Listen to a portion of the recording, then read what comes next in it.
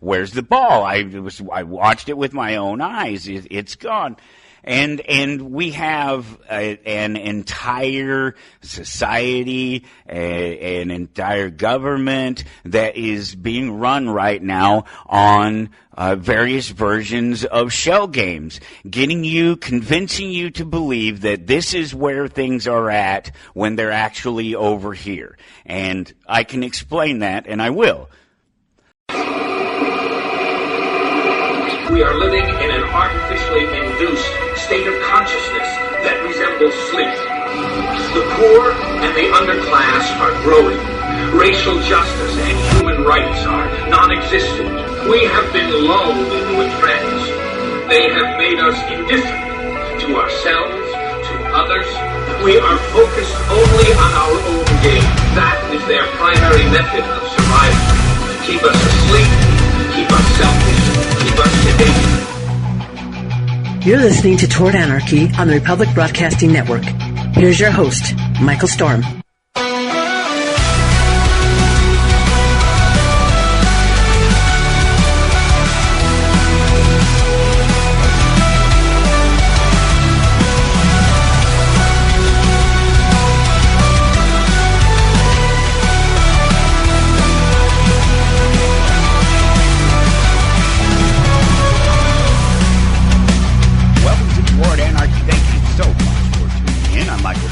It is Saturday night. It's prime time. We're worldwide on the Republic Broadcasting Network, and you can find me on Facebook, X, Instagram, and just about everywhere else on the internet at Toward Anarchy. And wherever you find me, please, whenever you find me, take just one quick moment to click that like button. It only takes just that second to let me know that you're out there, to let me know that you care. And as always, you can follow along at towardanarchy.com. Look for episode 2529. You'll see Dr. Dean Lloyd is my guest today, and we will bring him in here at the top of the hour and get to chatting with him about some things. But until then, I of course, there's always stuff to see up there. There's a meme, and there's a quote, and there's some links, but we may get to some of them, but I just wanted to talk about the shell game. That's all I want to talk about today is the shell game. It's the only thing that's on my mind because it applies to so many things that are going on right now. This, you know what a shell game is, right? That's where you use a little bit of sleight of hand and trickery to convince someone that they're not able to find the ball. It's the whole cup and ball thing, and you show the person, this is how you show the person in front of you, that here's the ball, look, it's really easy, just watch, follow the ball, and they follow the ball, and they don't do anything real special or anything. You just mix the cups up, here's the ball, look, here it is again, moving around again, here's the ball, moving around again, here's the ball, right? Okay, so where's the ball at? Yep. Oh, right there, yep, you're exactly right, that's all you do, that's it, that's how the game works. It's really easy, it's a simple thing to do. All you gotta do is lay your money down. All right, ready? Put your bets, place your bets, lay your money down.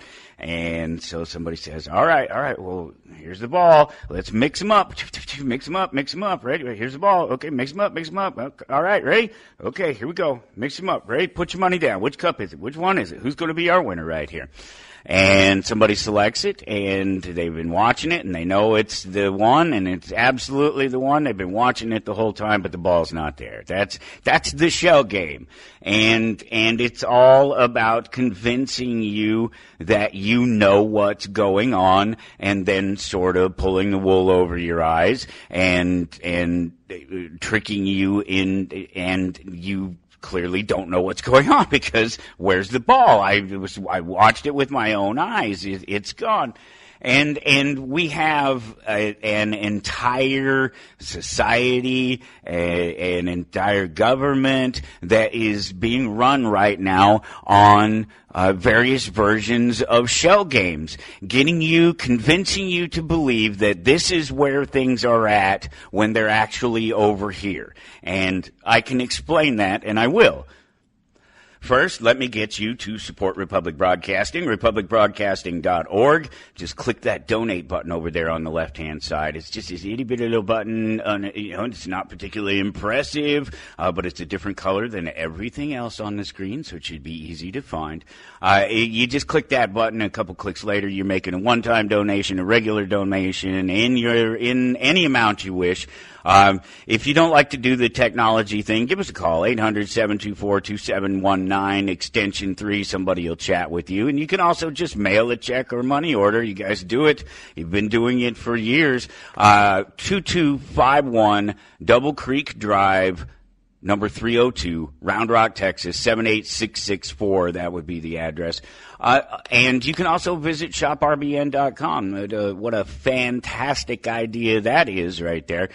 You visit shoprbn.com. You support the advertisers by buying their products, and they continue to buy advertising on the network. It's a magic formula that has worked for many, many, many moons and will continue to do so as long as we continue to have your support. And it's not about me. You hear me make the call to support the network every week, and there's nothing in it for me. Let me just be as blunt as I can about that. There's nothing in it for me other than the network stays on the air. It continues to broadcast, and it continues to be a space where people can come and have some of these conversations that aren't as easy to have in other places. I'm not saying you can't talk about these things and any number of the subjects and that are being talked about across the network at any given time, but it's not as easy. You have to watch out for censorship. You have to watch out for people with agendas trying to manipulate what it is that you say and who it is that you can say it to. And so it's great. It's refreshing. It's wonderful to have a place like Republic Broadcasting Network where people can come and have these conversations without so much fear of being silenced or being told that you're wrong without any proof that you're wrong. That's part of the shell game too. The shell game rears its head in its ugly head in so many different ways. It's really a crazy thing to see. If you're thinking of it in the terms that I do of people sort of moving the goalpost when you have a conversation, or going into a conversation with a very dishonest means to their end. They're going to lie about the information. They're going to ignore other pieces of information. They're going to tell you that what's important is right here under the cup, but by the time you get to the end of the conversation, or if you can ever get them to come to the point, you find out that that's not true. The information wasn't there, and so that's another part of the shell game, is just having an honest conversation again. I'm obviously, if you haven't noticed, I'm on that kick again, because it's becoming harder and harder to find somebody to have an honest conversation with. We are so divided right now. We're more divided than we've ever been, and there's so much misinformation, so much smoke and mirrors and misdirection that's happening that people buy into it. People truly are buying into it. It amazes me to no end how many conservatives, how many people on the right, how many Republicans right now are doing the socialist dance and praising it. They are doing the authoritarian dictatorship dance, and they're just loving it. They're out there in the street and they're loving it and they're supporting it. You know, it's frustrating to have a government that's criminal and for all of it to just be nothing but a criminal organization. It's another thing to have the people actually cheering it, and it's almost no consolation whatsoever that that those people that are cheering it will regret it someday. All of you Republicans, all of you right-wing people right now who are cheering on Donald Trump and his moves in the presidency are going to regret it. Mark my words. You will regret it, because he will not be the president forever. And everything he does in hatred, in anger, in racism, in monetary and economic terms to rob us, whatever it is he does, whatever his excuses are for doing it, or whatever you believe his excuses are for doing it, he's doing it, and when it's done, he's going to walk away, and nothing's going to happen to him. As long as he doesn't ultimately participate in some genocide, almost no chance that he'll get drug into a court or that anything will stick. And he's going to walk away from it. He's going to walk away from it richer. He's made millions and millions of dollars personally already just since taking office. And he will make many, many more, and he will walk away rich and happy from a destroyed country, and he won't care because he's not bound by it, and he will just flip-flop to the other political side and support the other political side, and then he's protected because he has money. And so money in the system and the shell game and the confusion and the smoke and mirrors and the lies and all of it continues, and it continues beyond him. It continues into the next administration and the next group of people who manage to put somebody into power who think that they're marginalized and think that they have right now. You see that's what's happening right now. The white man thinks he's being marginalized, and so he's got his president in there right now who will happily, because he continues to make money and continues to gain power, appease them, because none of it affects him. Nothing affects him. Nothing affects the president. If the president orders people in masks, in unmarked vans, with guns to go around renditioning people off of our streets for whatever excuse, it doesn't matter what excuse. It doesn't matter if you think they're illegal, if you think they're an immigrant, if you have any reason other than an actual fact of a violation of some person or property, they are not criminals and you have no business messing with them whatsoever. None. No excuse. No excuse will cover, will make up for what it is that is being done to people in the face of our political system and our judicial system. See, I don't care. It doesn't matter. It doesn't matter what they actually do. What matters is what they're claiming. See, this is part of the shell game, right? They claim one thing. They claim this is a democracy. They claim that our votes matter. They claim that we are free. They claim that we have rights. They claim that we have due process, and it's all right here under this cup, in this little ball right here. Switch around, lift up the cup. Nope, no rights. No due process. Nothing. We just snatch you up off the street, lock you in a cage, throw you away, and lose the key. Is there any chance that this is getting through to you, that you understand this, that you realize that what is being done today in the face of liberty and in the face of justice will be done to you down the road? When you don't offer somebody due process, when you don't respect their rights, when you don't respect their property and their lives and their choices, when they're not going around harming other people and damaging other people's property, this is where we are. This is what you get. This is what happens.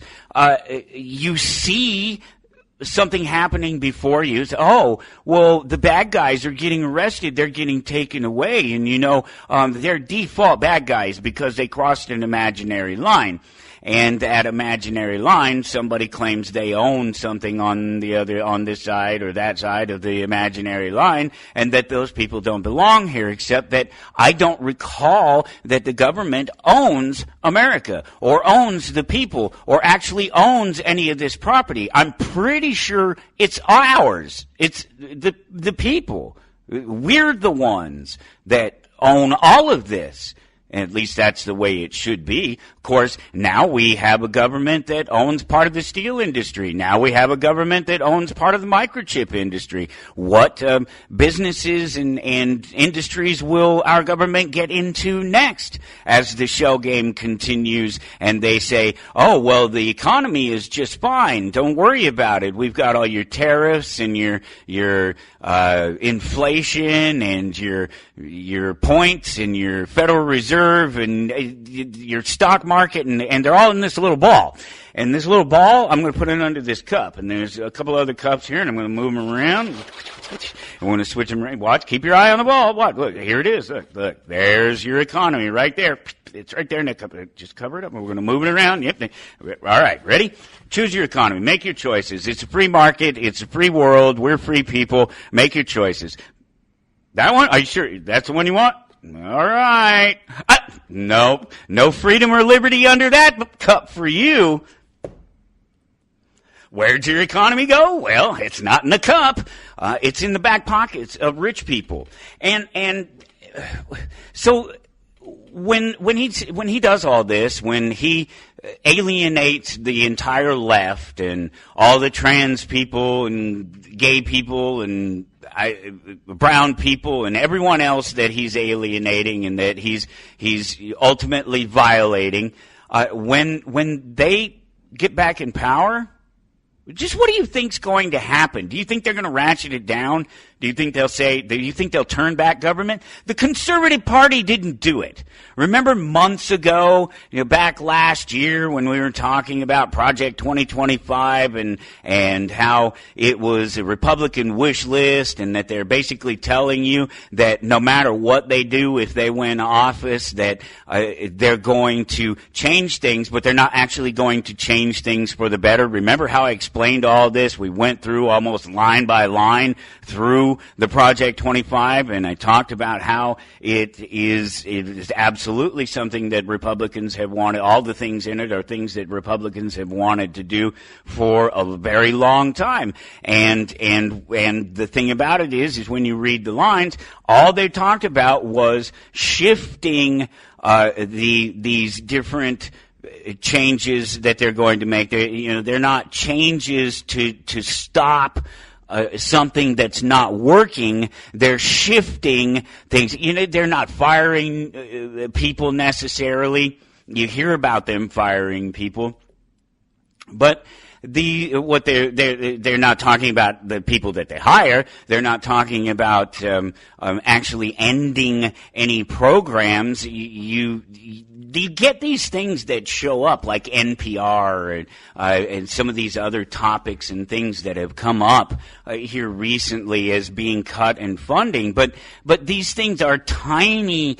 They're almost minuscule nothingness in terms of what the government spends on other things. And so this is part of the smoke and mirrors. This is part of the shell game, right? So we're going to cut government. We're going to save some money. We're going to trim the fat. We're going to drain the swamp. We're going to do whatever it is that makes you think that we're going to do something, but we're not really going to do anything. We're going to close down this department. We're going to open up 5 more departments over here with 50 more people. We're not going to end this program here. It looks like we're ending it on paper, but what we've really done is we've shifted these people over into this department. Now they're under this head instead of under this head because it's a consolidation of power for them. It's a control structure, and they're only concerned about who's at the top telling who to do what. That was the thing about the loyalty oath, right? That's what they wanted them all to do, and that's what they were looking for out of all the people that they're going to put in the various positions throughout government under the Trump administration or under whatever Republican administration would have come along at the time. That's what that was all about. It was about making sure that whoever or whatever the job was that whomever was doing, that it was with the Republican goal in mind. And the Republican goal was not to reduce government. It was not to reduce spending. They said they were going to increase the debt ceiling. They said that they were going to raise the amount of money that they can spend. That's what raising the debt ceiling is. It's, oh, we hit the debt. We're totally in debt. We have no more money to spend. Oh, well, let's just arbitrarily say, well, we can spend this much more. That's raising the debt ceiling. And so, put us another $4 trillion in debt or whatever in government spending in a very short period of time. And then lie to you at the same time, more smoke and mirrors, more shell game, at the same time telling you that it's all going to be fine because we're going to recoup it in tariffs, and we're going to beat up all of these people all around, all these other people around the world, and make them service us, and they're going to service us the way we want them to, or we're not going to do business with them anymore, or we're going to charge them so much more money, 50% tariffs and higher on some of these things. Luckily, it seems that the justice system is coming along and trying to do supposedly what it's supposed to do and curb government overreach, at least one of the things it's supposed to do, and is trying to rein in the president on his tariffs and declared that some, if not all of them, are, and it wasn't all of them, that they're illegal and that he has no right to do them, and things like the flag, that people should be arrested or punished for burning the flag. It's a free speech issue. It's done. It's decided. He doesn't get to change that. It's not. And again, it's not somebody else's property. The American flag is not the property of the U.S. government. My American flag, not that I have an American flag, but it's not an American flag. It's actually a Assassin's Creed flag that looks like an American flag. It's actually kind of cool. The whole flag thing is hilarious to me because it just shows once again under yet another Republican administration that we're not moving forward, that it's not about moving society forward, that the clowns on the right are happy to dial the clock back, not to better times, but to what they think are better times, and take away rights, destroy our freedoms on the daily. It's really kind of a scary thing that they've managed to pull off in terms of the flip-flop that they have and to drag people along with them, the people that call themselves conservatives and libertarians, people on the right, who should be against socialist manipulation of the economy, should absolutely be against renditioning people in the middle of whenever, at any time, snatching people up off the streets for any reason and not giving them 100% of their due process according to our system. Everything that this Republican administration is doing flies in the face of liberty and the founding of this nation, and you're all doing it because you're scared of some guys who wear dresses and some brown people who are looking for jobs. That's it. That's what you guys are scared of, and that makes Republicans so mad when you say that. When you say that they're basically just racist and homophobes, it makes them mad because they are. They don't like it. They hate it. And so they hate those people, and it confuses their thinking. And they think that, well, because I don't like it and it's not moral and it's not right and we're in power right now, we can do something about it. We can force them to live the way we want them to live. And that's the opposite of what a conservative administration should be doing. A conservative administration was supposed to be out of our bedrooms. Remember what happened to that? Oh, you keep the government out of heterosexual bedrooms. Oh, gay bedrooms? You don't care if the government goes in there. Brown people's bedrooms or brown people's homes or brown people's businesses and livelihoods, you don't care if they go in there. They do it to a white person and you'll have them in front of a court and you'll be suing people and you'll be screaming about your rights. And it just makes me sick. And there's no hope for any of you. And I wish for you to get everything that you deserve. I hope you get what you deserve, and I hope you get it good. Seriously, but unfortunately, it's just like I was saying, it was what I was just saying, that it's no consolation that you are going to get what you deserve. It really isn't, because it won't change anything. All of the people who are going to get what they deserve in the end won't be the people that actually could affect any sort of change, at least not within the system. And that's assuming that any change could ever be reached through the system, that anybody could ever do it or would want to. But it's, setting that particular notion aside, just to make the effort, just to try to make any change. Those people they're not the ones that are going to pay for it. Again, just talking about Trump himself. He's insulated from all of this. All he has to do is make sure he doesn't do a couple of things, and ultimately he's not really going to ever have any trouble for it.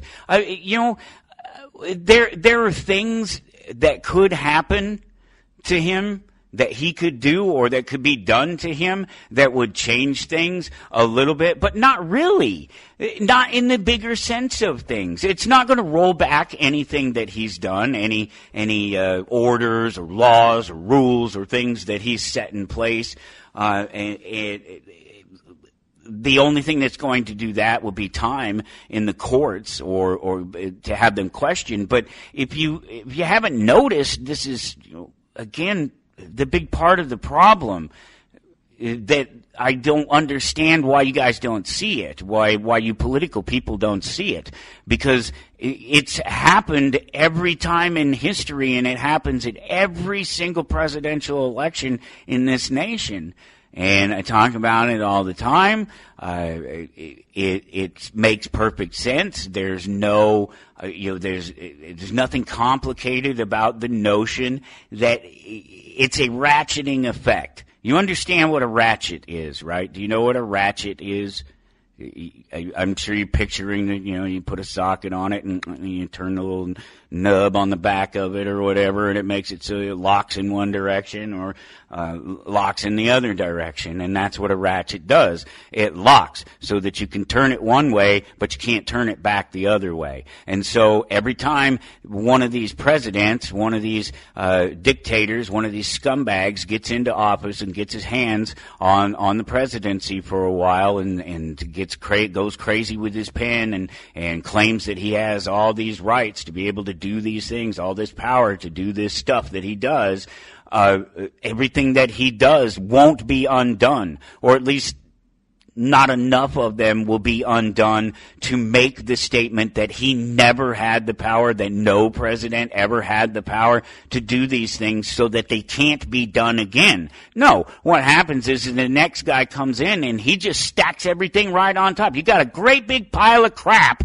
and now this guy's going to come in and stack some more right on top of it, and he's going to do it with his hatreds, with his biases, with his political leanings, and so you have that tit for tat, you have the back and forth, but what you really have is the ratcheting up, the ratcheting effect that never comes back down. And so eventually you build to a point that you have revolution or you have a civil war, and you hope, I guess, maybe that these things work out well.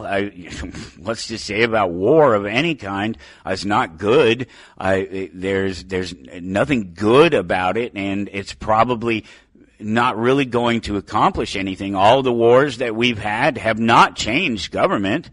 Nothing has changed. Nothing about any of the wars, any of the things that we've done, any of the documents, any of this stuff that America has done in the last 250 years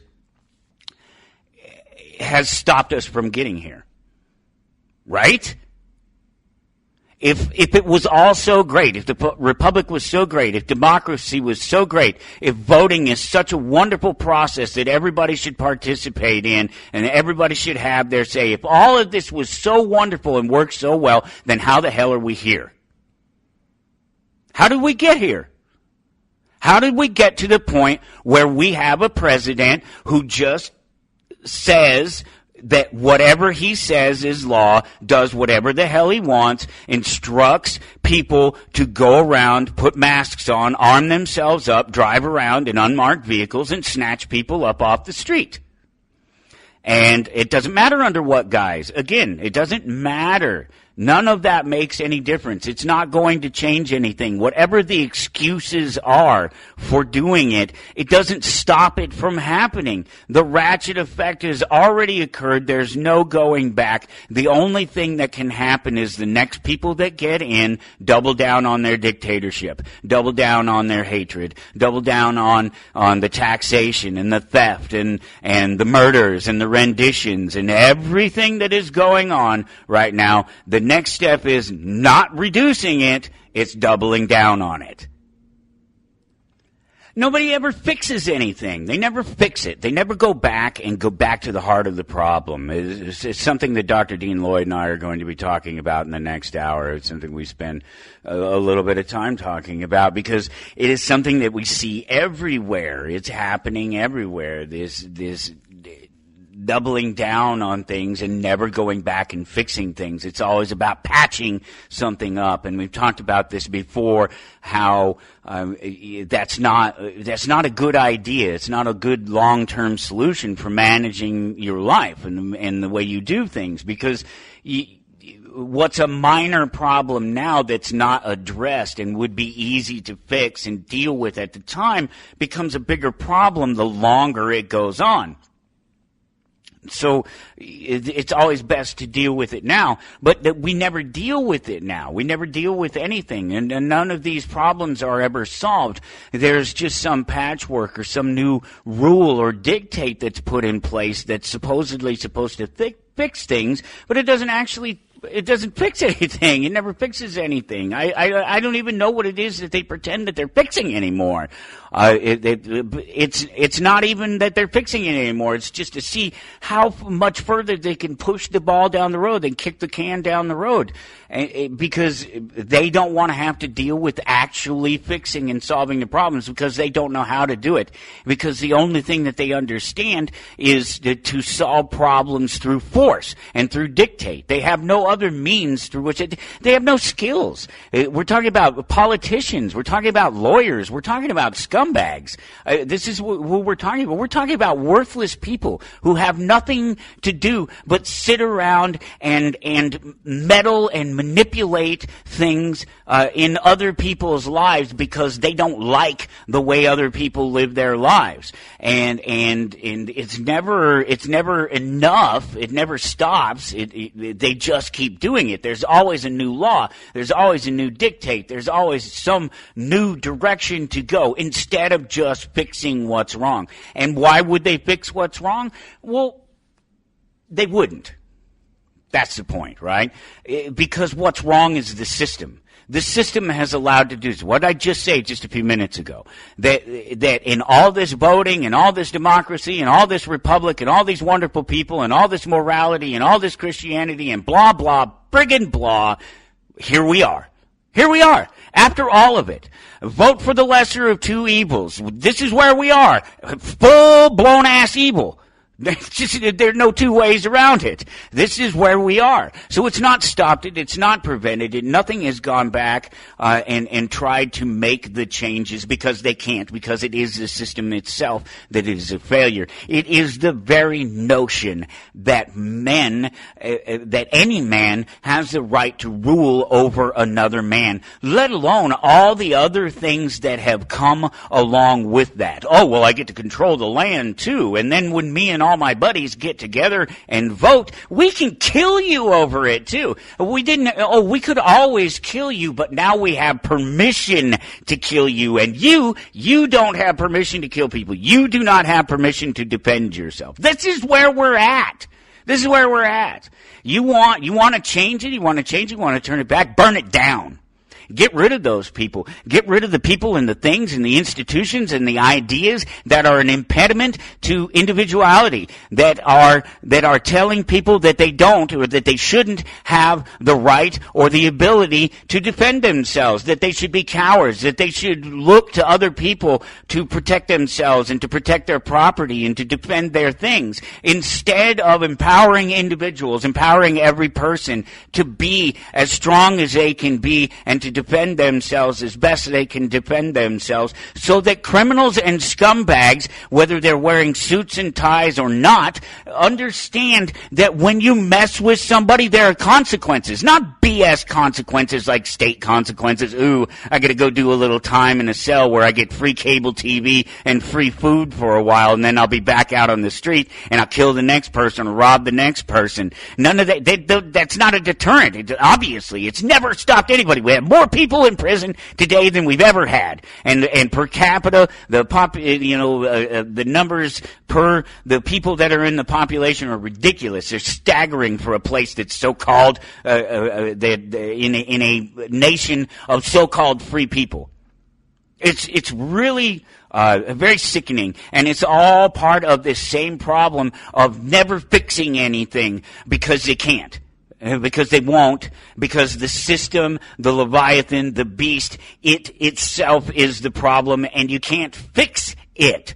Because it's not just one thing. It's everything and it's everywhere. And every time it doesn't get fixed, it grows even more. It finds itself in a new place, in a new space, in a new manipulation, in a new shell game, and some more smoke and mirrors. That's what you end up with. You end up playing this back and forth game that eventually you run out of time. You run out of chances to turn back the clock and to make things right. And the problem is that it's not that it can't be done, it's that it won't be done because there are so many people that stand to lose everything. That's all of the welfare whores, the ones in suits and ties and the ones with badges or the any of the other ones. They stand to lose too much, and that's why they lobby the government, and that's why there's a new rule, another law, another manipulation of the economy, because they're never going to fix what's wrong, because if they fix what's wrong, they lose all their power, they lose all their money, they lose all their control, and they go back to being nobody. They go back to being the worthless people that they are, that couldn't hold down a job at McDonald's. Government employees, government people, they're useless. They're completely and totally useless. They are the people who couldn't, again, hold a job at a Burger King. They go into government because it's safe and secure. They go into government because they couldn't make it in private industry. That's what industries do when they're failing. They go to government to try to get government to force people to buy their products or their services, or to raise tariffs on the competition in other nations or whatever it is. It's all cowardly. It's all very craven and cowardly, and it's lazy people. It's people who, that if they didn't have the government safety net, that they wouldn't survive. That they what good is a lawyer? Lawyers are useless. Lawyers are useless unless you're defending yourself from the state and bogus charges that the state have come up with, because because you have to, because they have to give you a lawyer, because they have to defend you. No, the state comes up with some bogus charge, claims that you've violated the people's trust because you didn't use a turn signal or you were driving too fast down the road, and they're going to rob you and throw you in a cage, and it's the only way that they get paid. You didn't do anything wrong. You didn't hurt anyone. You didn't violate anyone. All you did was violate public opinion, social opinion, political opinion. It's not a fact. They're not factual. And this is core to that problem of things that'll never be turned back. Our system was never supposed to be this big. and in terms of its power. It was never supposed to have so much power that the president could just sit down and start writing whatever he wants and affecting the economy. He would just sign a piece of paper, and all of a sudden people are out of jobs, and other people have to pay more money for the same goods or services that they had been getting for less just moments before the president and his magical pen signed on something. And if they lose that power, if those people lose the ability to transfer the wealth to themselves, they're screwed. They have no place to go. And because law. Okay, so I said I pointed out lawyers, right? Well, lawyers being useless. Well, lawyers are pretty useless because the facts that lawyers argue are usually the facts of lawyering,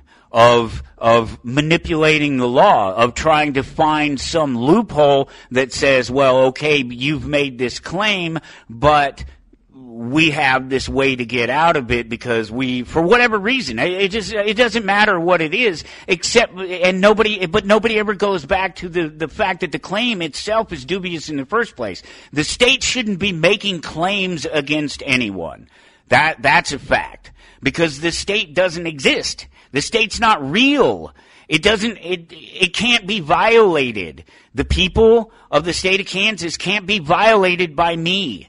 I can violate a person, an individual that happens to live in the state of Kansas, and I can offend all of the people, or at least the political system and the laws of the state of Kansas by doing certain things, but I haven't actually violated everybody in the state of Kansas because I sped, because I went 5 miles per hour over the speed limit. What I did is I gave some lawman, some pig, a pretext under which to rob me. That's all that happened. He's been given the opportunity. He's been given legal permission to go around looking for reasons to rob people. That's what cops are. They've been given a legal reason, legal permission, legal excuse to go around looking for reasons to rob people so that the state can make money and so that the state can further justify itself as being useful. Again, in the terms of the lawyers, who needs a lawyer? Nobody needs a lawyer almost ever in their life unless they've been accused of something by the state.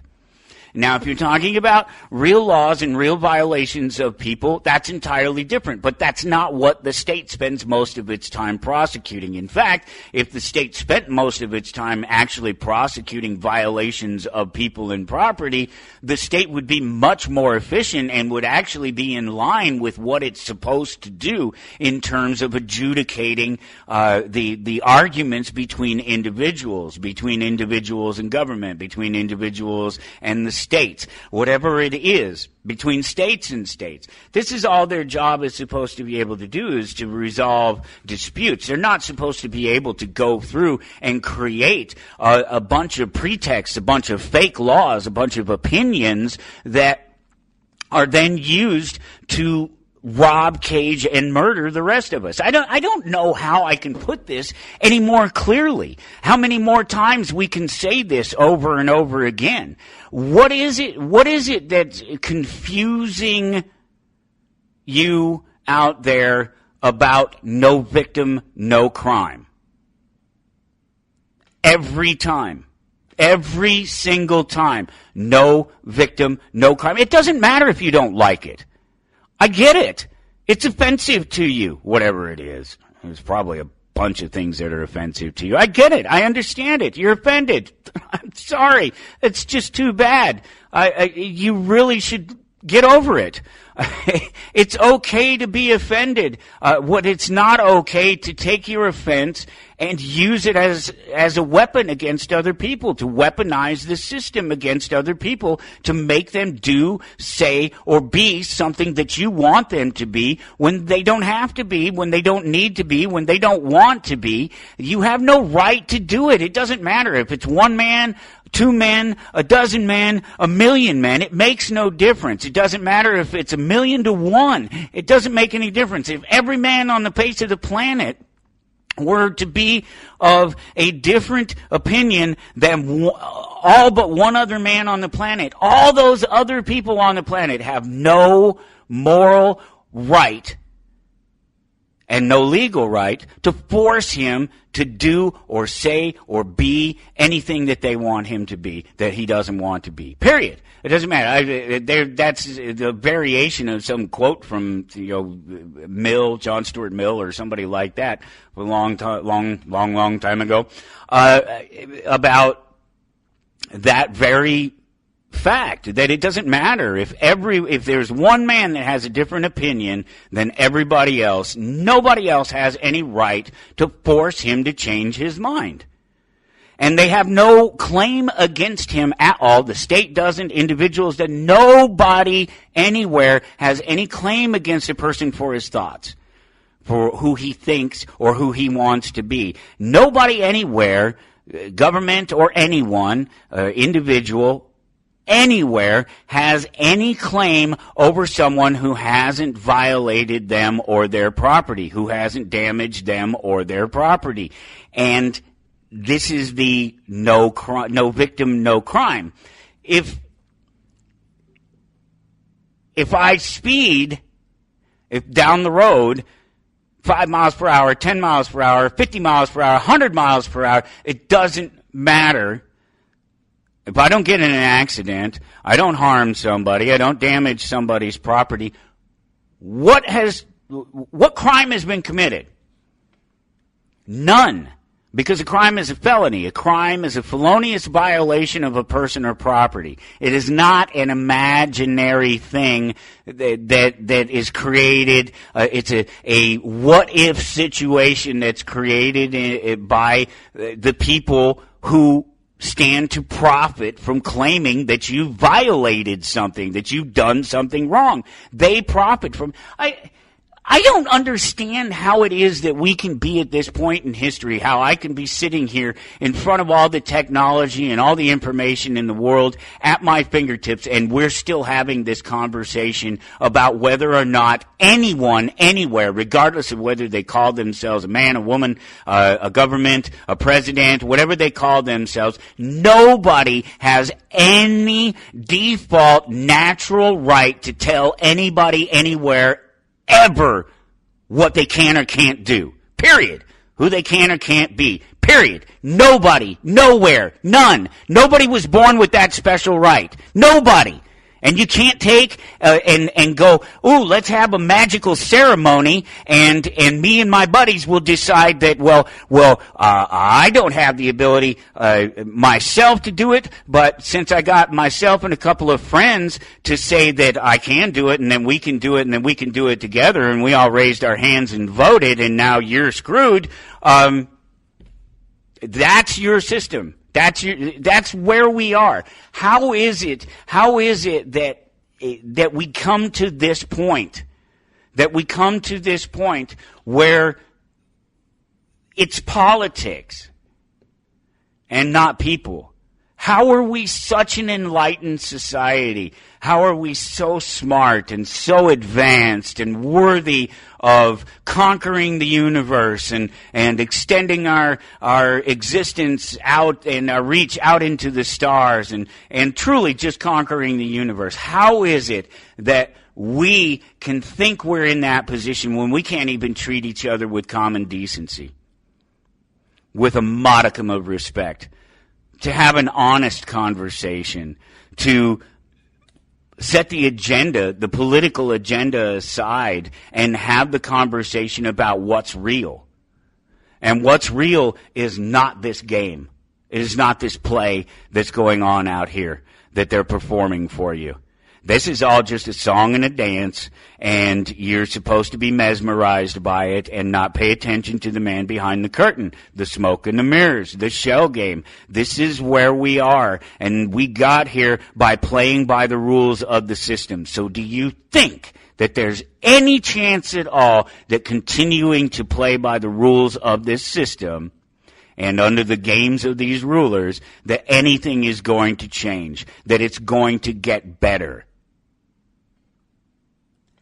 Seriously, given all of that, take it all in. Just grab it all. The ratcheting up, the welfare whores, the power grabbers, the authoritarians.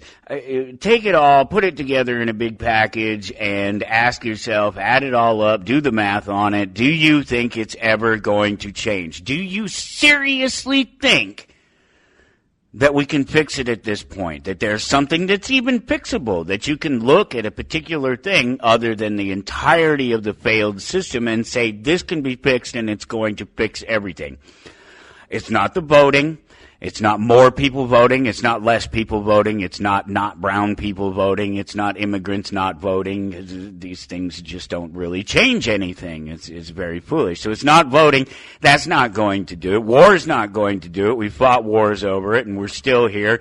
The wars were just excuses for expansionism, for covering for manipulations of the market that are caused by the same people that stand to benefit from it all. So the war is not going to do it. The law is not going to do it. The law is obviously not capable of reining in the government.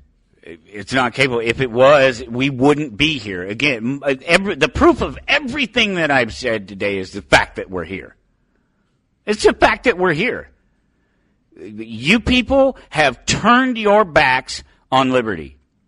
You've turned your backs on liberty for the idea, the possibility that you might be able to protect some child somewhere that isn't yours, that you don't even actually care about. Then in almost any other situation, you'd be complaining about having to deal with the child or the child's problems or the parents or whatever it is in and around the child, from sitting in on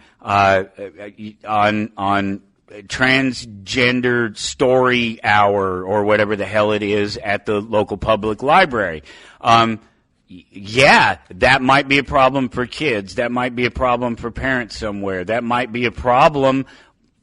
It just might be a problem, except that it's not a problem if you don't have public libraries, if you don't have people stealing money from one section of the population to give to another. And people will bash me and they'll say hateful things about me talking about libraries, because public libraries are a redistribution of wealth that is disgusting, especially in a time where almost everything is digital and available at our fingertips, and almost everybody, even the poorest of people, even the bums that walk around on the street in this town, have a cell phone and are connected to the internet in one way or another and can find information. So what we have, have you been in a public library? I mean, when was the last time you were in a public library? You know what they're for these days, right? Is for people who don't have computers to go use computers, and for people who don't have a Blockbuster membership. Oh wait, nobody has a Blockbuster membership anymore. For people who don't buy their own movies, who can't pay for their own entertainment, you can go to the library and you can rent first-run movies for free from the library. Where the rest of us have to pay for them, people can go to the library and watch those movies for free. Well, not for free. You and I had to pay for them, right?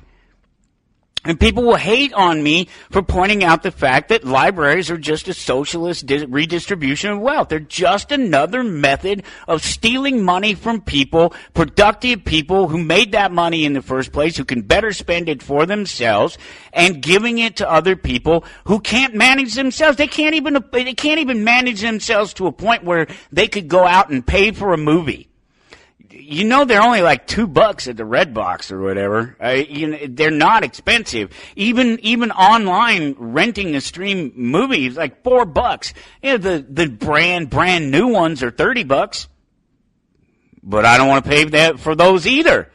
I'm paying for myself. I sure don't want to pay it for somebody else. You know how much it costs for a rental disc? Have you any idea what that costs? It's not $20. The $20 that you pay for a DVD or a Blu-ray or something like that at the store. Not that any of these things even seem to exist anymore. A few of them. I even bought some Blu-rays not too long ago. You go into the store, you see these things on the shelf. You see $10, $15, $20, whatever it is for the disc, for the movie, maybe $30 if it's a brand new one. And you think, oh, well, that's what it costs to get a disc, right? You just pay $30 and you can bring a disc into your store and start renting it out. No, that's not how it works, because, boy, howdy, they want that money.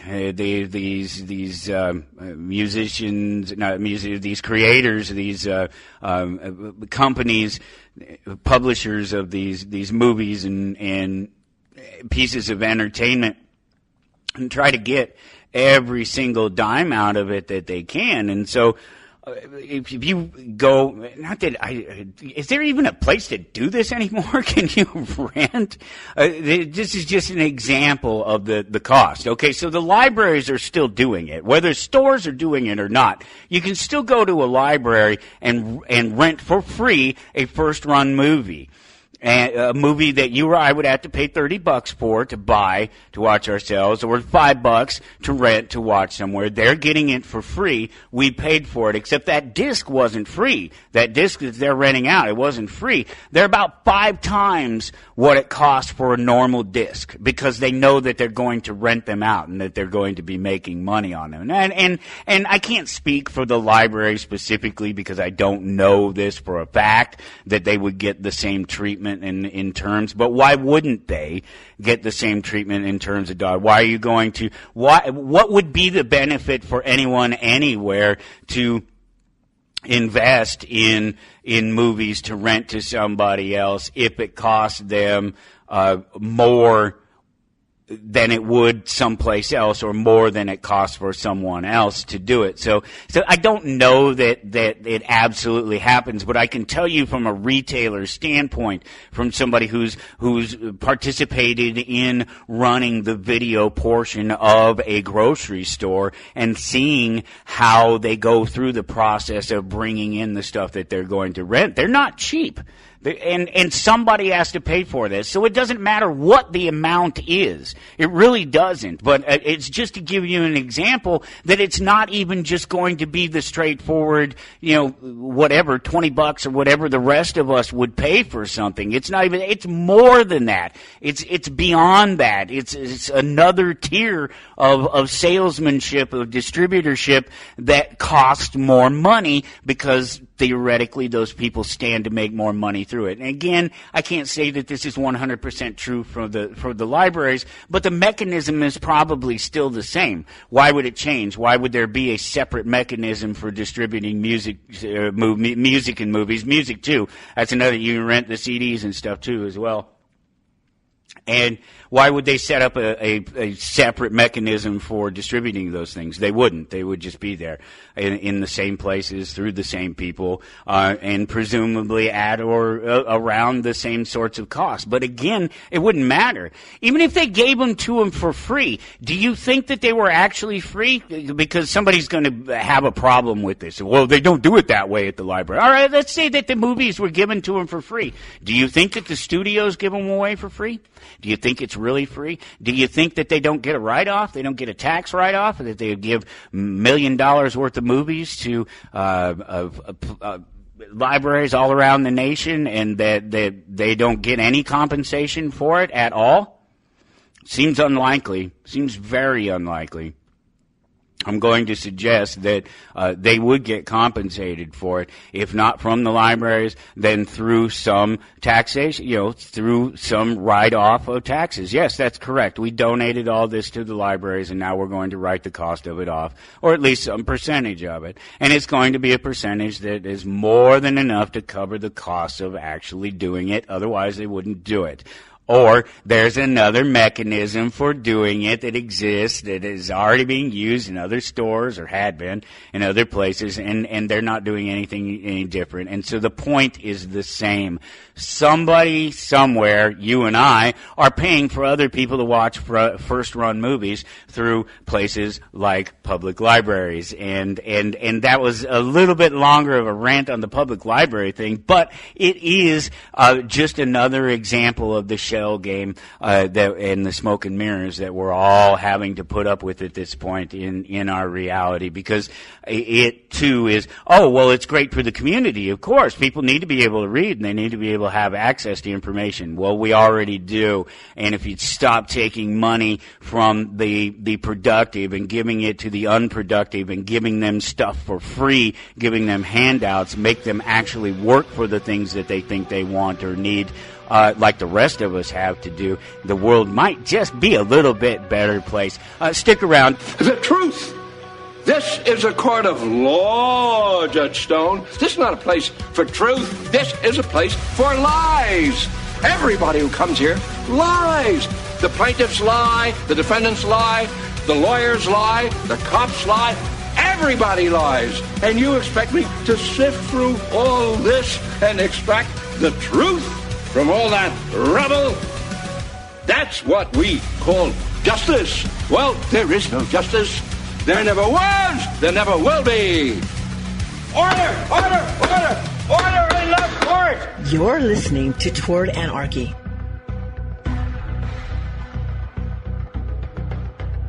I don't have to tell you things are bad. Everybody knows things are bad. It's a depression. Everybody's out of work or scared of losing their job. The dollar buys a nickel's worth. Banks are going bust. Shopkeepers keep a gun under the counter. Punks are running wild in the street, and there's nobody anywhere who seems to know what to do, and there's no end to it. We know things are bad, worse than bad. They're crazy. The air is unfit to breathe, and our food is unfit to eat. I don't want you to protest. I don't want you to riot. I don't want you to write to your congressman because I wouldn't know what to tell you to write. I don't know what to do about the depression and the inflation and the Russians and the crying in the street. All I know is that first, you've got to get mad. You've got to say, I'm a human being. My life has value. You're listening to Toward Anarchy on the Republic Broadcasting Network. Here's your host, Michael Storm.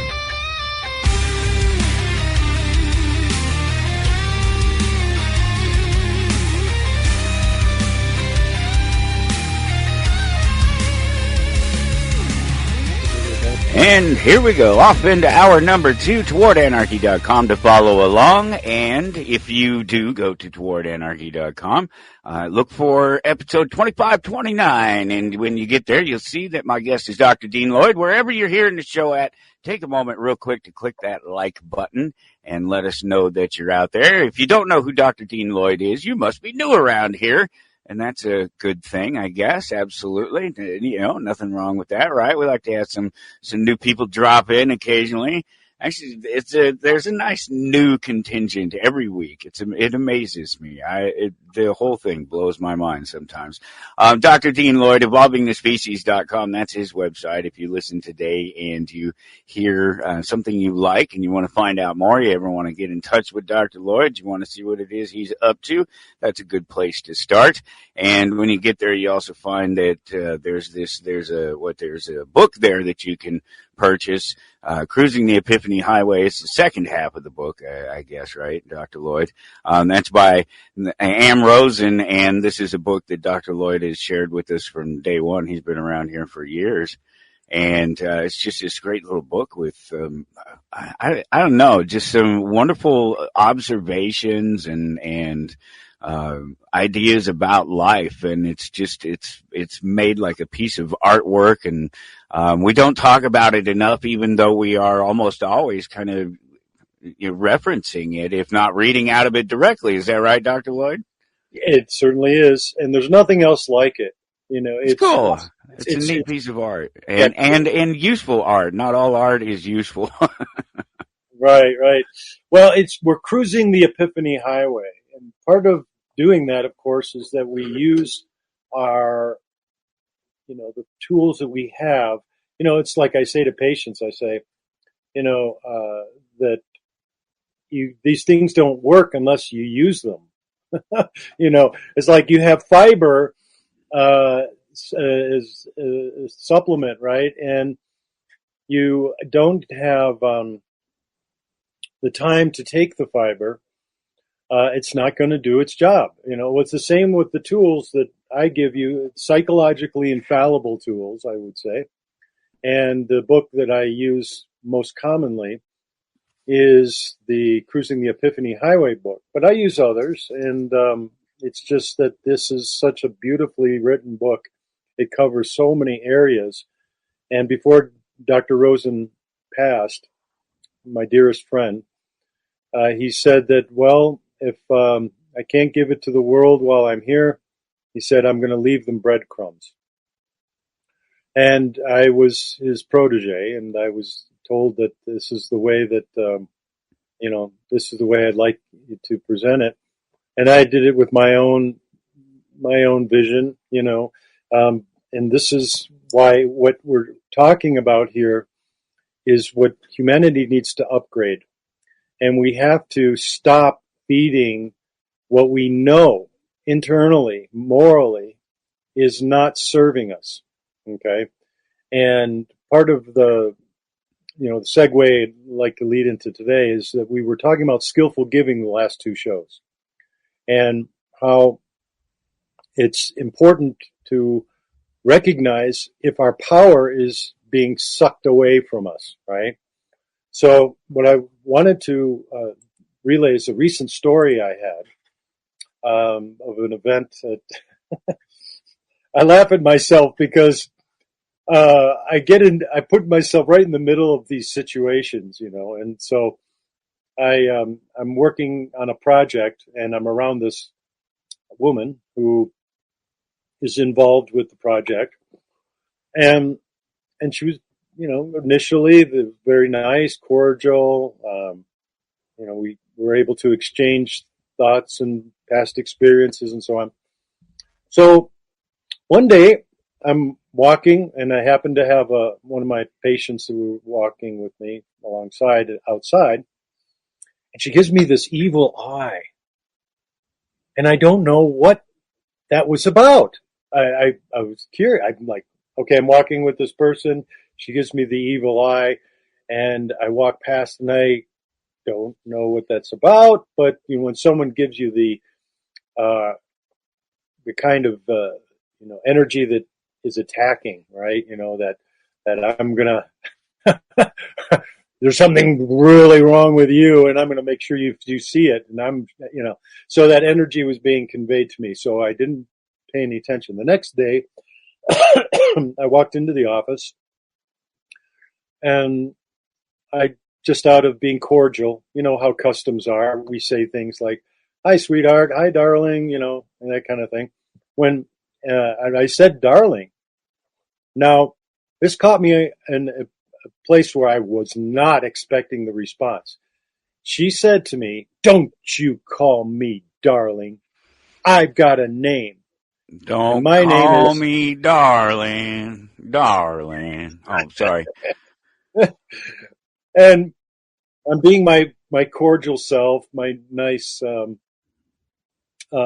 friendly, manner. And she says, "Don't you call me darling. You call me by my given name. And I better not catch you doing that ever again. You got it?" And I told you never to say darling to me ever. And so I'm paraphrasing a little bit, but that's essentially what she said, and she stated her name.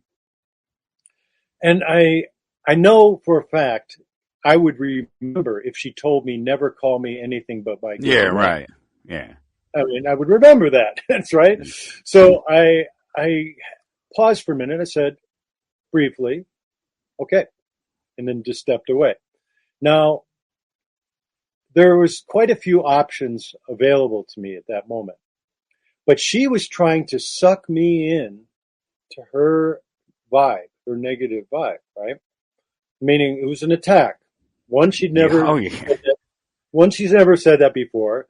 Two, she gave me the evil eye the day before. Sure. 3, she just sprung this on me out of nowhere. Right. And I may have said it before, I don't remember, but the point is that when people get you hooked into their energy, that's draining negative energy. I don't think I need to tell the audience what a negative energy is. Okay. But I'm going to just point out that I'm personally suspicious of anything negative that comes in my world. Okay.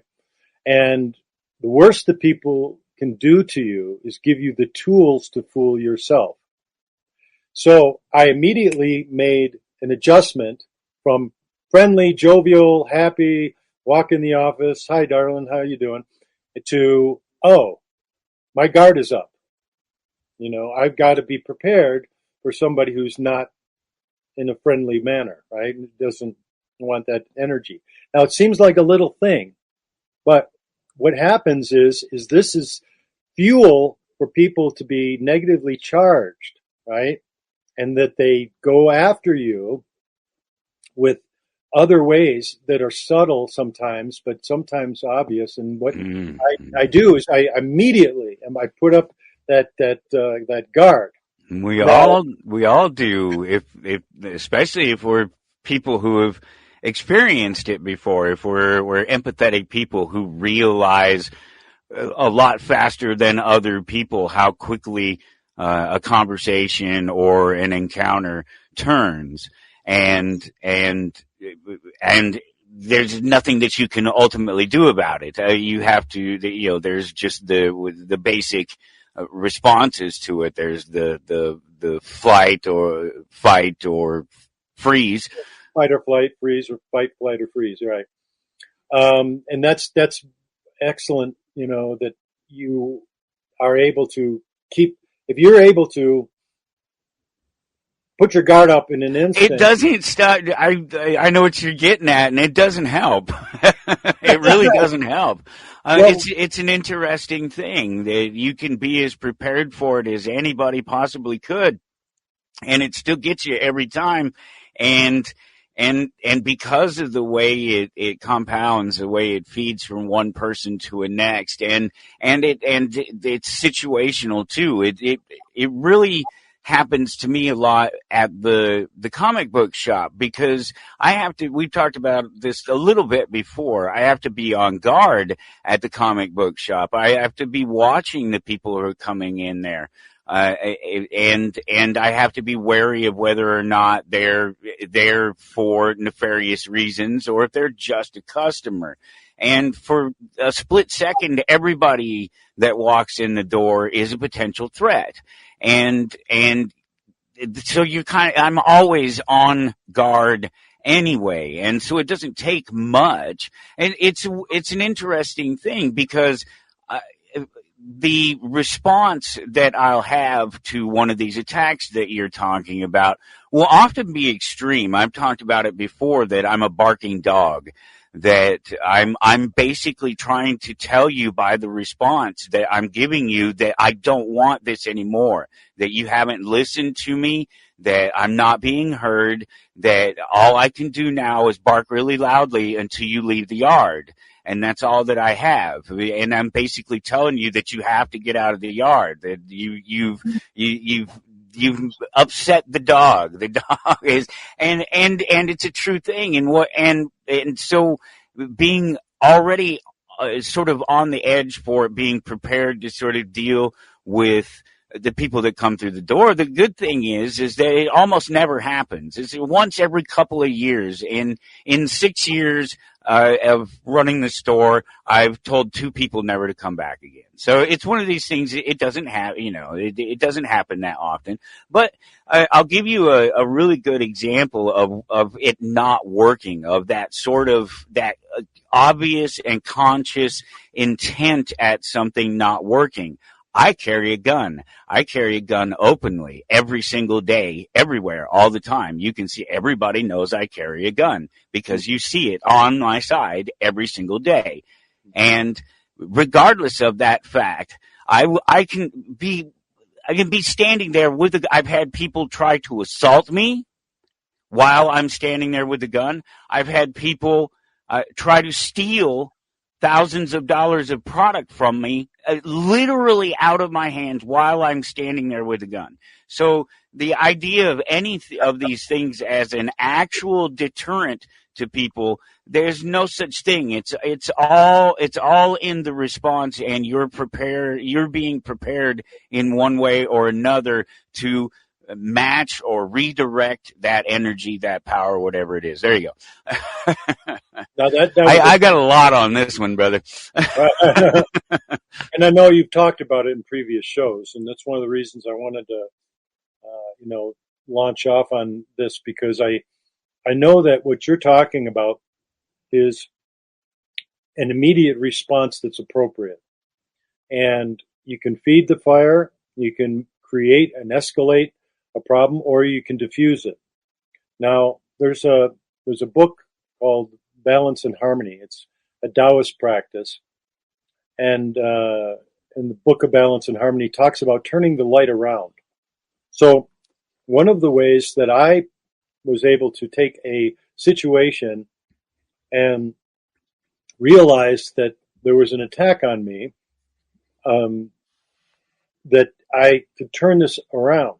I could turn this into something that could be resolvable and would work as a way of moving up in terms of my ability to adjust my energy around a situation, right? I hold my own space. I'm a grounded individual. I have my own practices, but there will always be things that come up that we don't expect, right?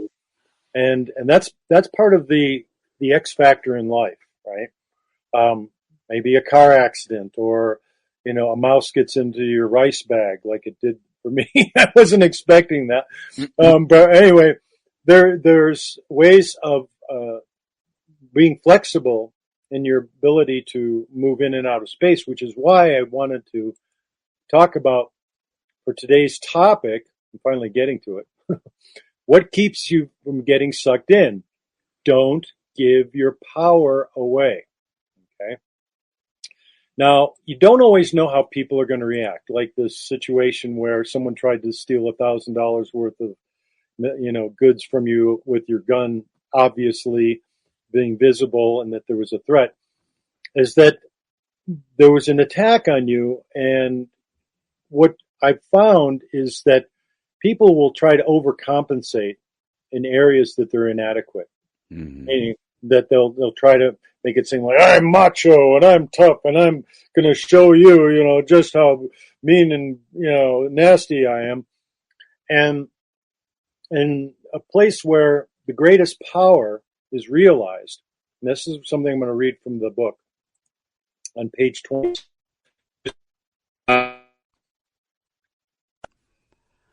All right, we lost you for a second there, Dr. Lloyd. Let's we'll pick right up. You went out right as you started to say what page you were going to read from. Literally, you said, "I'm going to read from Pitt," and that was it. So.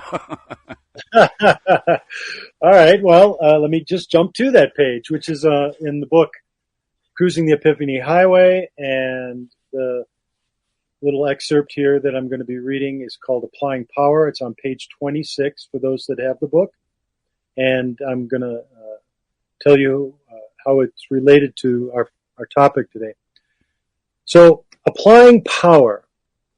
Power has no intention of its own. Power is neither good nor bad, neither right nor wrong.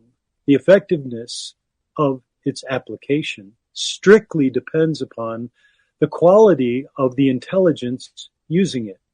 For instance, in the hands of a small child, a hammer might hurt the child or destroy something valuable.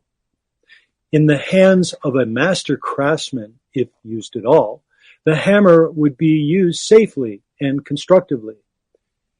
If there are unresolved avoidances and supposedly compensating fixations in your subconscious, and you access more power personally and or socially, These disruptively destructive imbalances will similarly become amplified within you as defended ego fixations, as well as outwardly distorting the quality and spontaneity of your social interactions. All right. So we're talking about power having no mind of its own. So most of what we look at is, well, more power, because I can't do what I want unless I have more power.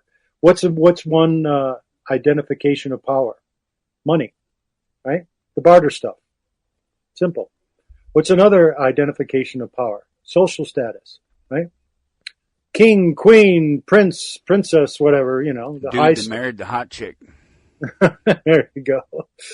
And when you have power, look, I have a lot of knowledge. I have a lot of background, and I'm a powerful man. I could use it for destructive purposes, but I choose not to.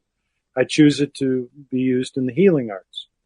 Now, when you come to a place where you realize that much of what has been given us in terms of tools that reinforce the fear base that we live under, right? There's been a lot of energy put out there to make people afraid of their environment, afraid of COVID, afraid of other people, right? Being around other people.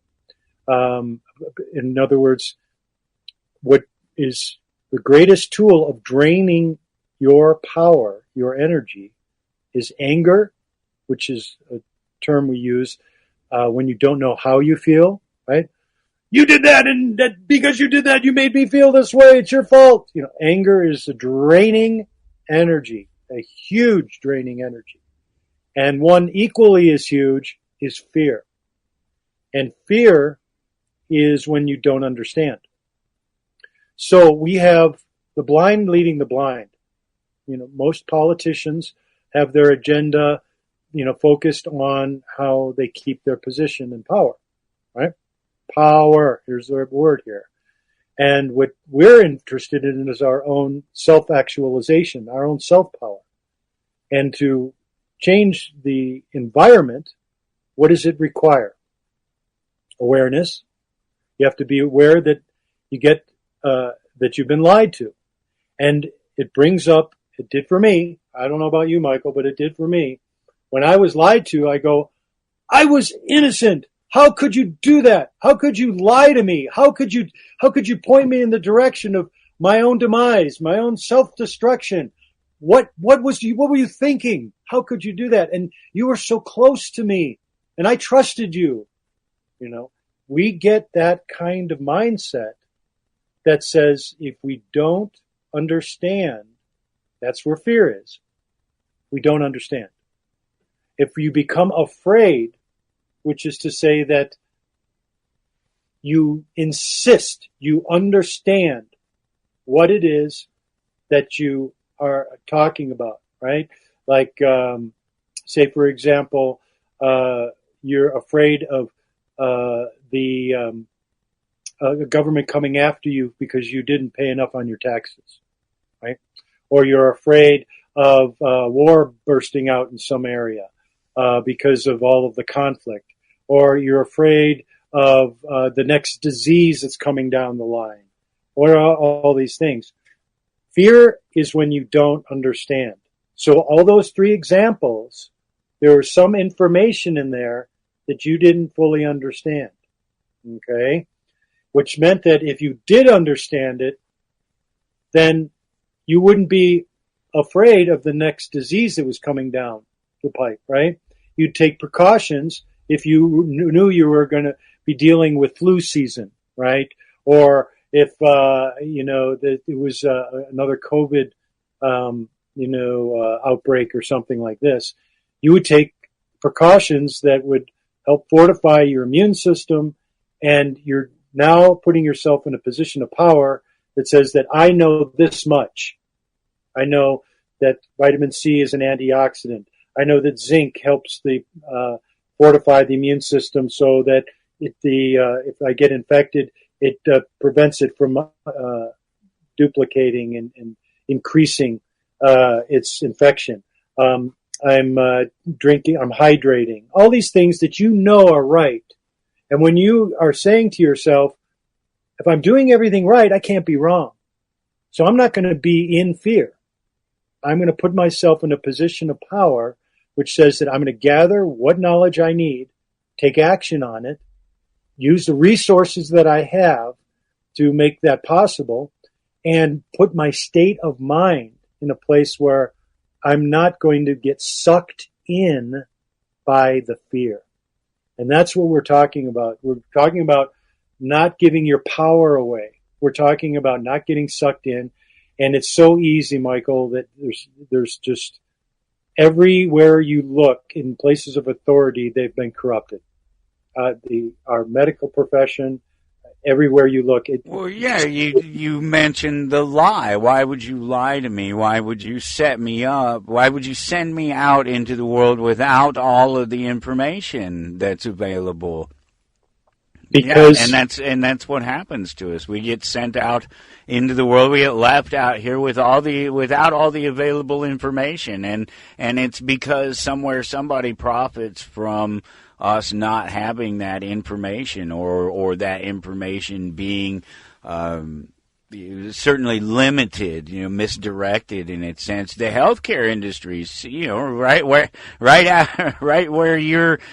you've built your life around. It's such a perfect example of that, and that you talk about the fear-based solutions and that that trapped inside the fear, everyone inside that paradigm is producing solutions within that paradigm as opposed to outside of it, and thinking, that's why we end up with so many things that are addressing the results instead of addressing the problem. It's across the board in everything where these authoritarian structures exist.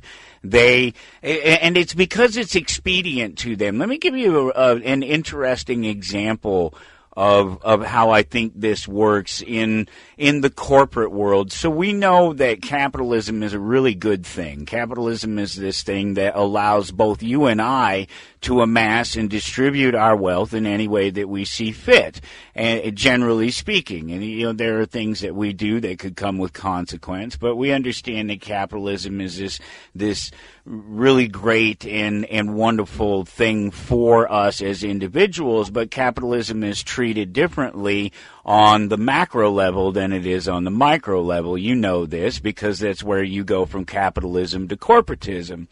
And so we have something that's been going on for years and years, a long time. Since the internet has been around, we've been fighting about the rights and fair use of things like music and movies and snippets of video games and what have you. It's just other people's digital properties, basically. And within these conversations about who these properties actually belong to, the artists, and as opposed to record companies, things like this, there's the question of whether someone like myself can use them. And I fought my first copyright check against me probably 15 years ago at this point, and so I've fought it off and on over the years, and it's just using these little snippets of music, and the one thing that everybody it has ignored in the conversation as it's become harder and harder. Earlier this year, it's obvious that they ramped up. I don't know if it's because of an AI tool that's been released or something that YouTube has done, but they ramped up, and they made it impossible to use anybody else's music without having to argue about whether or not your usage was within fair use. And so what happens is you get the one guy, Rick Beato is a musician, a producer, really well known. and he has a channel, probably 5 million people on YouTube, almost 6 million people on YouTube, and and he's an industry guy, you know, and he talks to the artists, and he talks to the people that create this music, and he'll be talking to the lead singer of a band, and he'll play just a little snippet of music from it, and UMG will come and tag him, and they'll say, we're going to take down your page. All your 5 million listeners are going to be gone, all this stuff, everything, we're going to take it down over your little snippet of use of this piece of music. And the thing that everybody is arguing, so he uses it, and he'll come on and he'll make a legitimate argument and say, well, I made $36 on this. That's about the estimated return of 500,000 people or something like that watching his video. He got about $36 for it. What they're thinking is that that's not a big deal, except that when you multiply that by 1 million users or another 1 million users, or, you know, the millions and millions of people across YouTube, it's not just $36. It's $36 million. It's $360 million. It's $3.6 billion. But this shines, this is the point, this shines out, this stands out to these big corporate heads, these guys that are up in this space that are disconnected from what people actually need, what people really are using, what people really care about, what people want out here, and it's disconnected. There's that corporate layer in between them that's got them disconnected. And so short-term, short-sighted, their thought is, yes, let's go and collect on as many of these $36 videos as we possibly can, especially since it's automated and we barely have to do anything about it, and yada yada. We just send out a mark, and somebody has to respond, and generally they're going to, you know, win or lose their response, whatever. They deal with it and they move on, and they either collect or they don't, and the content is either monetized or it's not, and the money either goes to them or it doesn't.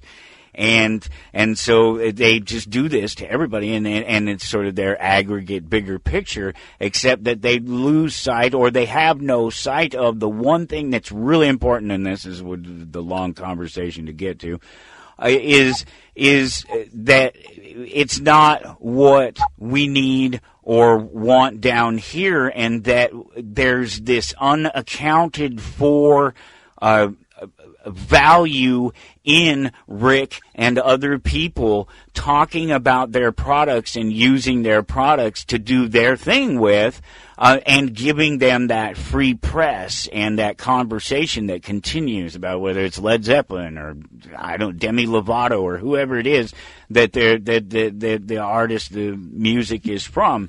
And so there's this unmeasured, and we have this in the health industry, and it's the point of this, there's this unmeasured impact of what people are doing and what people want that's unaccounted for and brings people up short-sighted. They say, look, here's the $36, we can take this now, because we don't understand how much value that $36 going to that guy and being left alone really produces for us. Sorry, long way to come around to that. Well, we have a local store, and it's also a restaurant that had to pay royalties to ASCAP or BMI. Yeah, and BMI, yeah. Yeah, these two, and they had to buy it because they had what are called narcs, right? Yeah. That go around and look for live performances and then tag you if you're playing other artists' music.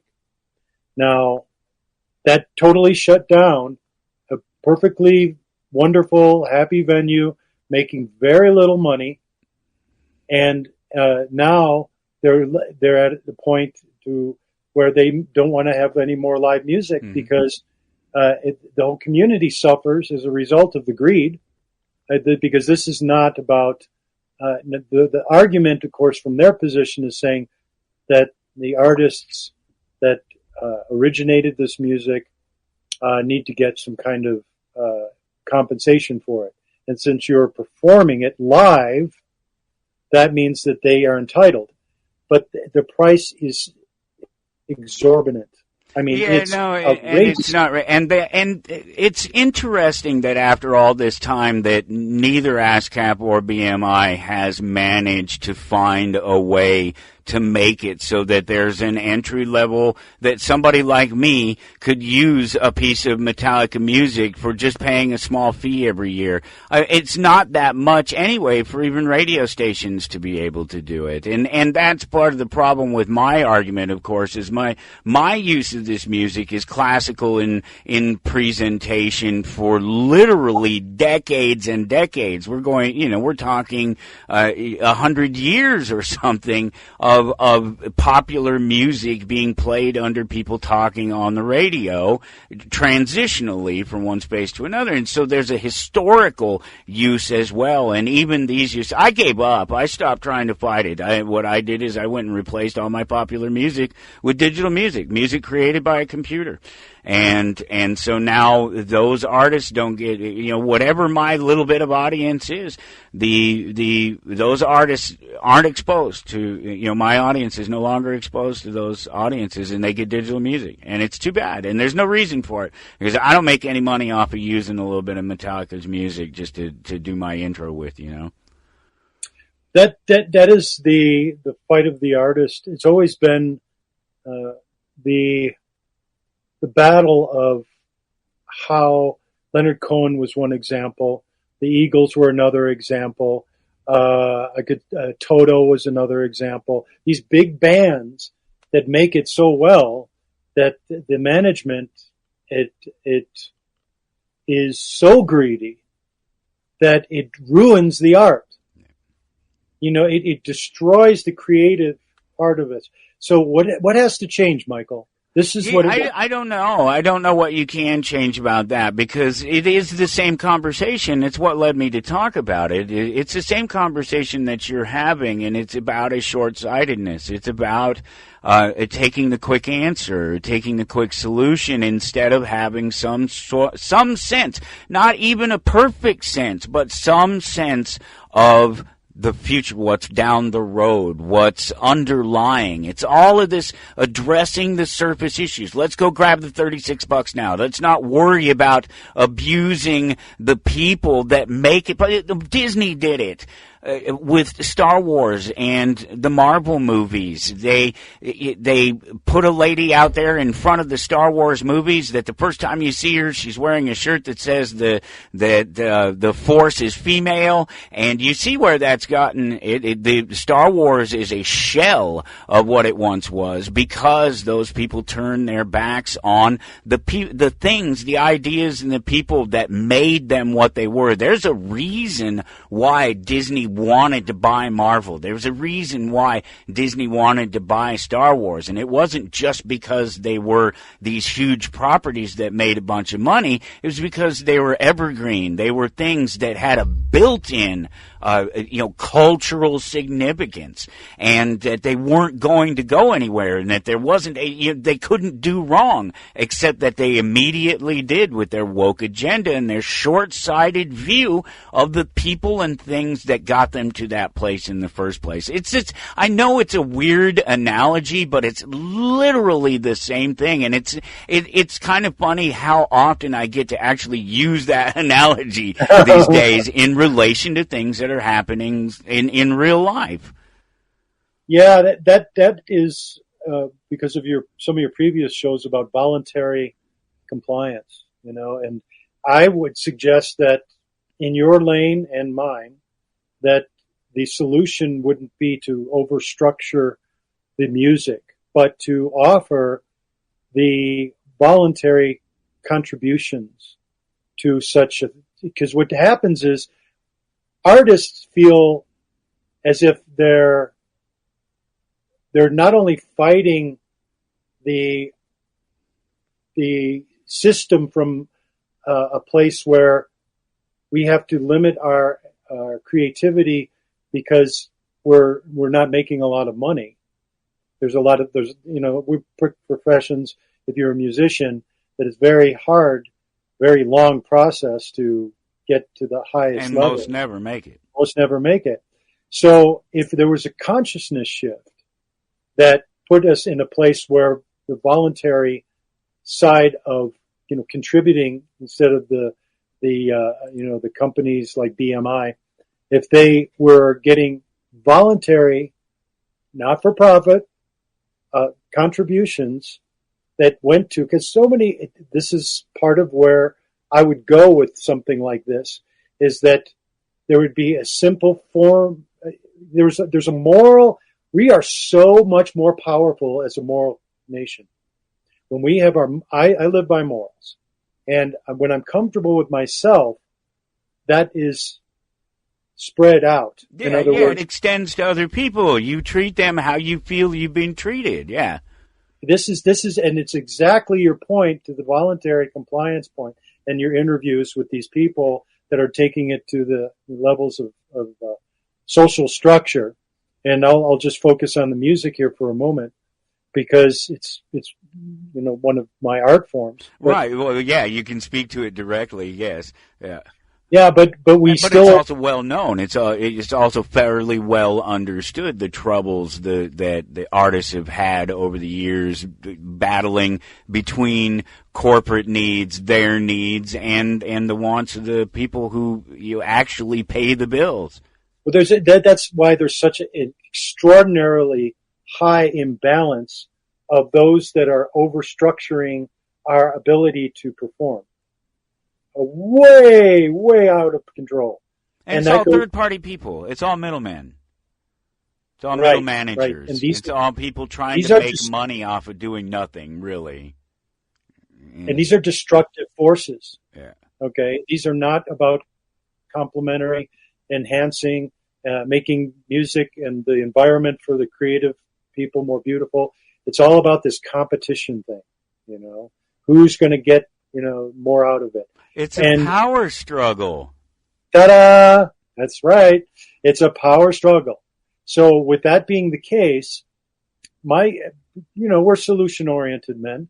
We like to think of things in terms of, okay, here's the big picture. Here's our little world. Here's the capitalist. Here's the communist point of view. Here's the anarchist point of view. And how am I going to adjust my state of mind to operate in a system? Because when we work in a system with this openness that allows different things to change, we make changes. Because as soon as you change yourself, the world around you changes. Yeah. And most people don't get that. Most people don't get that. Look, the reason there's criminal activity surrounding these things, digital files and stuff like that, is because the companies, these corporations, have been short-sighted, and they've refused to find the ways to provide the simple paths for people to use their products and for everybody to. And it's not that. It really is not that hard. It really, truly isn't that hard to distinguish between what is somebody using somebody's property to make money that should otherwise belong, in theory, to the person that created it, versus somebody who is using it in what is considered a fair use stance, under a fair use stance at this point. It is obvious. I really believe that the biggest push, the latest thing, is directly related to AI. I have this sneaking suspicion that somebody somewhere created an AI program that has increased the functionality, the ability of of middlemen somewhere to spend their time looking for the $36 videos. And most of the videos didn't even get to $36. That's what's crazy about it. If Beato's videos are only $36 on one of his videos, then nobody's videos are making money. I'll give you a theory on this, and I'd like to hear your feedback. That what you've just described is what people will try to bypass their inner confusion and discord by overcompensating. Mm-hmm. And they'll overcompensate with more money, for example. More money I have, the less I won't have to deal with my emotional, unresolved, baggage and all the things that have been keeping me uncomfortable. But Dane Rudyard, in one of his books, New Mansions for Men, he said, when you get to that place of achieving, what you were saying you were going for, and I say, what makes you happy? What makes you happy is getting what you want, right? So when people get more money, an exorbitant amount of money, what I found is that they get, what he said, is they get a frigid ecstasy. If you look at people who've been successful, I've had a billionaire as a patient. I've had millionaires as patients. I've had, people who've been very successful, musically. They're, I won't name them, but I've had people in the public eye in high profile positions, and they've got this incredible talent. They're amazing. They've got this lane that they're so good in, but their health is a mess. I mean, they're paying the price. Alcohol, substance abuse. They don't eat well. They don't know what it's like Musicians to have a healthy terrible lifestyle. Yeah. It's incredible, but I know the programming that went into them. Okay. In other words, I would have loved to have had Elvis or Marilyn Monroe, or John Belushi. I would love to have had these people as patients, because I could have identified, and that goes for Robin Williams too, more recently. I would be able to identify what it was that was causing them to self-destruct. And what we found, like in John Belushi's case, the high that he would get on stage, he was addicted to. He got this addicted personality because what happened was he got such a rush from being appreciated and applauded and saying how great he was and he most awesome, wonderful, no one liked you. And when he came off the stage, his crash was extreme. Now look at his body type. He ate too many carbs, and I happen to know some of his medical history. But anyway, he overate. And he tried to reach that high with heroin. And what happened when he crashed, he didn't want to feel that, so he took that pain and he used drugs to mask it. And he ended up cannibalizing his brain in the process, and he got so addicted he ended up overdosing and passed away. Now, that is one example of taking it to an extreme, right? But I have a theory, and this is where I want to go with this, is that voluntary compliance is our motivation. Why? Because these people that, if they're honest and they've got a lot of money and they're really happy, I'd like to meet them. I'd like to hear what their position is. Because what makes me happy is understanding how the mind works. Understanding how the body works, having the power myself to pick it up, put it down, to choose what I want to instead of being married to money. There was I'm not sure he was an oil tycoon or prince or something, and it was in Beverly Hills over COVID, and he lost his money and he jumped off the roof, off the building, and suicide, because that was his identification. He identified himself with the money that he had. Now, what a weird thing. Well, it's a psychological thing, and because there's no basis in reality for that, unless really you've just been a worthless person and the only thing you've ever done is produce wealth. And I suppose that there are those people with that extreme. I suppose that just on the opposite end of it, there are probably any number of people with plenty of money who are actually fairly well grounded, and that the money is not what drives them. They're just ultimately successful, and they have a lot of money. The biggest problem with having a lot of money is that once you start having a certain amount of money, you have to spend more time and money paying attention to your money. But that's where it becomes a sacrifice to other people. When you come, what you do is, look, you can have the 3 houses and you have the 12 cars or whatever, and have this very lush lifestyle. Just know what you're doing, because what you're doing is you're taking, with the greed, you end up causing an imbalance with your environment or the world that you live in, and that's where it's been, where the greed has been rewarded by more greed, and more greed feeds itself, you see. So obviously, with people who've been successful and grounded and know that they're making money, this is not the evil thing, money. It's barter stuff. I've been reading that book, by the way. And so nice. when you're not motivated by that, you're not chained by it. You're not led by the greed. Yeah, if it's just a result of doing other things well, of being who you are and doing what you like. That's one of the problems for musicians, is that the thing that they do, particularly musicians, is relive their catharsis, that cathartic moment, those moments of pain, and then release over and over again. Most people, when they deal with a thing, they deal with it and move on. Performers, particularly musicians, and the writers in general of the lyrical content of music. That's why you have so many pop stars who commit suicide or end up driving themselves to drugs, is because they end up living over and over again the pain. And they never actually release it. They have this cathartic moment where they put it down on pen and paper, but they didn't release it. It's not like lighting it on fire. You write those bad things down, you throw them in the fire, and you walk away.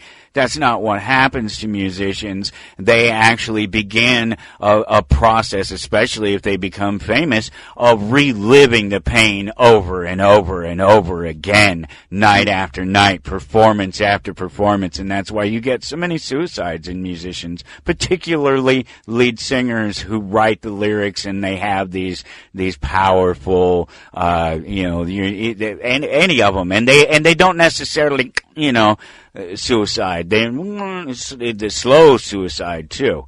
Mm-hmm. There's the depressant, because alcohol is a depressant. Yeah. And suicide solution.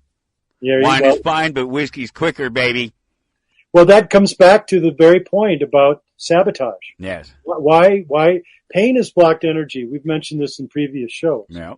And how what I'm presenting here and coming back full circle to. Yes, you should probably do that. It's the voluntary participation. And what does that look like? Well, I just, as an example, I had a patient who I've seen for years, and he came to me. He hasn't been here in a long time because he moved out of state. And I gave him a price. And the price was, for the service, of course, I gave him some acupuncture and other things. And what happened? I gave him the price. He says, no. You're going to need at least another $50 on that. That's too low. And I looked at him and I didn't demand it. I actually asked him because I said, does that sound okay for you? Does that sound right for you? He said, no. You've got to have at least $50. Believe it or not, I've actually experienced that before. I experience it quite a bit in the comic book industry here too, at the shop. People who are, money's not their thing. They want the service. They want the good. They want that. It's not about the money, and they're happy to pay for a quality service. Artists, people, yourself, you're in between science and art. You're in this weird space between science and art, being a homeopath, right? Right. Well, and so one of the biggest problems with people in an artistic space is being able to value it and being able to value themselves. And so undervaluing yourself, there are those people out there that know that they're getting the value that they deserve and that they're happy to pay for it. And that's a great experience. I like that. That's something neat to see happen. Because we're changing it by us being ourselves. Yeah. I mean, it really does come down to that. All of this discussion, about, them trying to convince you not to be artistic and not to be creative. The little place up here that's not playing music anymore capitulated to that and because it was overpriced. No. They were too expensive. They were asking too much of a small community. Well, and that's the analogy here, right? The transference of power, the transference of energy, the misplaced energy, the misplaced power. And so it's our job to not know what you're doing and why. If you're finding the little avenues that you can operate with that give you that ability to be either in a musician's capacity or a painter or a sculptor or whatever, art is art, and it's art for art. And I also say the famous saying, art for art, money for God. In other words, you give your power to your greatest desire. And this takes a little heart and courage, because if you don't have that, you end up, serving the master of fear. And fear, you can't serve fear and consciousness at the same time. And that's why it's important for those like in your field, and people appreciate what you're offering. There's going to be something that comes back to that, because there's cycles within us that generate new energy. And that's something AI can't do. AI cannot come up with original thought. AI cannot feel. It can only respond to whatever information it's programmed for.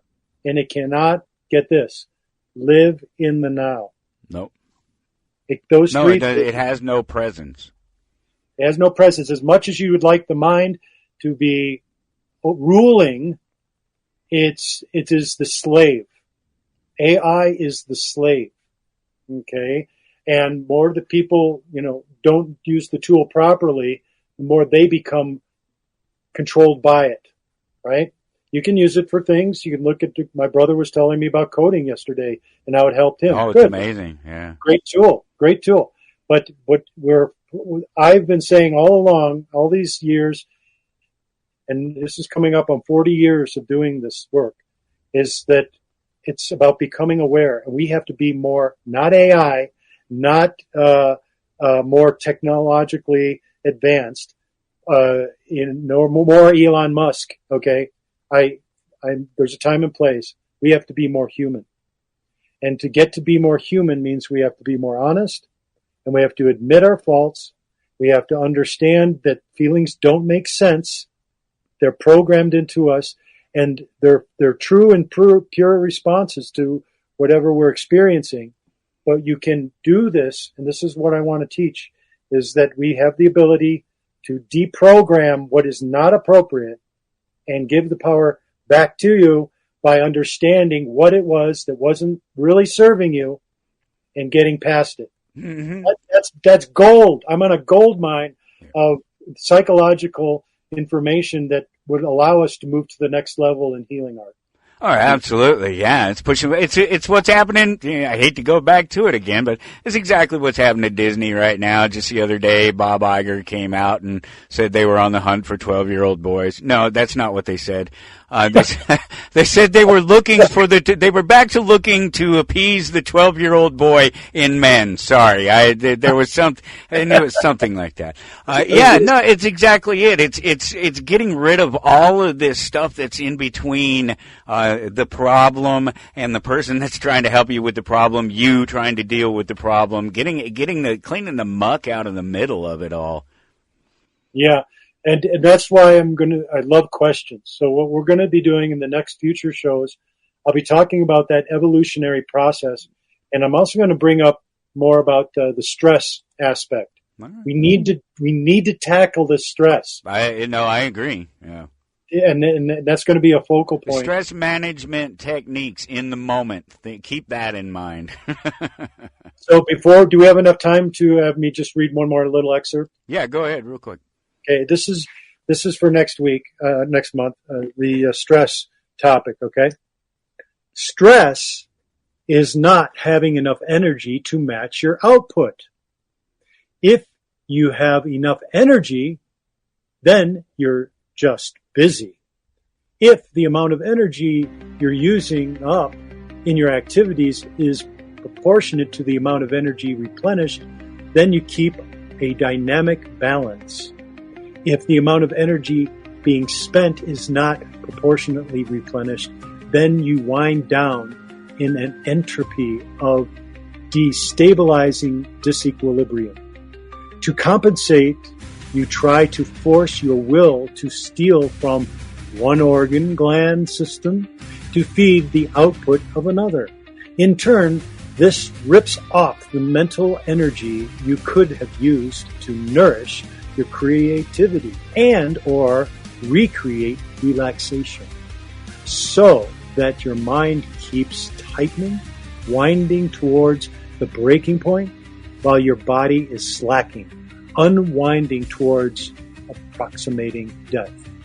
Things feel stressful when you have to get the job done, yet you don't have enough vitality to physically power you. Stress is not having enough energy to match your output. Okay? Great deal. All right. Well, we will talk about stress next time then. Dr. Lloyd, thank you. Always fantastic chatting with you. The rest of you, we will see you next week. Until then, take care. You're listening to Toward Anarchy on the Republic Broadcasting Network.